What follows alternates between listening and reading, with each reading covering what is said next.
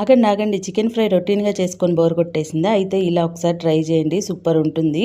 దానికోసం మసాలా ప్రిపేర్ చేసుకోవాలి. మసాలా కోసం ధనియాలు, జీలకర్ర, పట్ట, లవంగము, అనాస పువ్వు, మిరియాలు వేసి వేయించుకోవాలి. తర్వాత 3 మిరపకాయలు వేసి వేయించుకోవాలి. వేయించుకున్నదంతా పొడి చేసుకోవాలి.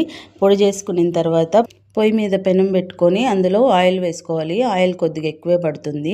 ఆయిల్ కాగిన తర్వాత అందులో ఆవాలు ఉద్దిపప్పు వేయాలి. ఆవాలు ఉద్దిపప్పు చిటపటలాడిన తర్వాత కరివేపాకు వేసుకోండి. కరివేపాకు వేగిన తర్వాత అందులో ఎర్రగడ్డలు వేసుకోవాలి. ఎర్రగడ్డలు కొద్దిగా వేగిన తర్వాత అందులో అల్లం వెల్లుల్లి పేస్ట్ వేసి వేయించాలి. అల్లం వెల్లుల్లి పేస్ట్ వేగుతున్నప్పుడు అందులో కొద్దిగా పసుపు వేసి వేయించుకోవాలి. అల్లం వెల్లుల్లి పేస్ట్ కొద్దిగా కలర్ తిరుగుతుంది అన్నప్పుడు అందులో మనం కడిగి పెట్టుకున్న చికెన్ వేసుకోవాలి. నేనైతే ఇక్కడ 1/2 కిలో చికెన్ వేశాను. ఆ చికెన్లో కొద్దిగా సాల్ట్ వేసి ఒకసారి కలబెట్టేసి మూత పెట్టి 5 నిమిషాలు వదిలేసేయండి. అందులో వచ్చిన వాటర్ అంతా ఇంకిపోవాలి. వాటర్తోనే ఉడికి అది ఇంకిన తర్వాత ఒకసారి మూత తీసుకొని మళ్ళీ కలబెట్టుకోండి. అడుగు అంటుంటుంది. కొంచెం మంచిగా కలబెట్టుకున్న తర్వాత మళ్ళీ ఒకసారి మూత పెట్టేసి 5 నిమిషాలు వదిలేయండి. ఉన్న వాటర్ కాస్త ఇంకుతాయి. కొద్దిగా వాటర్ ఉన్నప్పుడు అందులో టమాటాలు వేసి కలుపుకోండి. టమాటాలు మగ్గాలండి బాగా. ఒకసారి మూత పెట్టి వదిలేసారంటే టమాటాలు బాగా మగ్గుతాయి. టమాటాలు మగ్గిన తర్వాత మనం రెడీ చేసి పెట్టుకున్న మసాలాను వేసేసేయండి.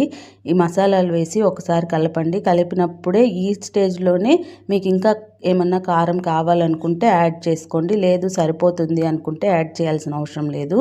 మధ్య మధ్యలో మూత పెట్టుకుంటూ తీసుకుంటూ కలుపుకుంటూ ఉండాలి. ఎంత ఎక్కువసేపు వేయించితే అంత టేస్ట్ ఉంటుంది. ఇది మధ్య మధ్యలో ఇలా అడుగంటిపోతూ ఉంటుంది. మీరు ఇలా గీకి ఫ్రై చేసుకుంటూ ఉండాలి. ఇలా చేస్తేనే మంచి టేస్ట్ వస్తుందండి. మీరు ఇలా ఫ్రై చేయకుండా వాటర్ ఉన్నప్పుడే ఆపేసి టేస్ట్ రాలేదంటే కుదరదు. ఇలా గీకి ఒక 10 నిమిషాలు మంచిగా సిమ్లో పెట్టేసి కలుపుకుంటూ ఉండాలి. బాగా కలిపి ఇది బాగా దగ్గరకు పడి ఆయిల్ అంతా బయటకు వచ్చి బాగా ఫ్రై అవ్వాలి. ఇలా బాగా ఫ్రై అయిన తర్వాత లాస్ట్లో మళ్ళీ ఒకసారి ఉప్పు కారం చూసుకోండి. ఒకవేళ సరిపోదంటే ఈ స్టేజ్లో కూడా వేసుకొని కాసేపు వేయించుకోండి, సరిపోతుంది. లాస్ట్లో కొద్దిగా కొత్తిమీర వేసుకొని ఒకసారి కలుపుకొని స్టవ్ ఆపేసేయండి. తినేటప్పుడు కొద్దిగా నిమ్మరసం పిండుకొని తినండి. టేస్ట్ మాత్రం అదిరిపోతుందండి. అంత టేస్టీగా ఉంటుంది.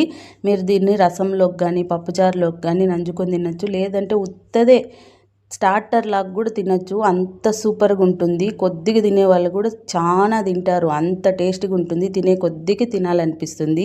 మీకు కానీ నా వీడియోస్ నచ్చితే ప్లీజ్ సబ్స్క్రైబ్ చేసుకోండి, లైక్ చేయండి.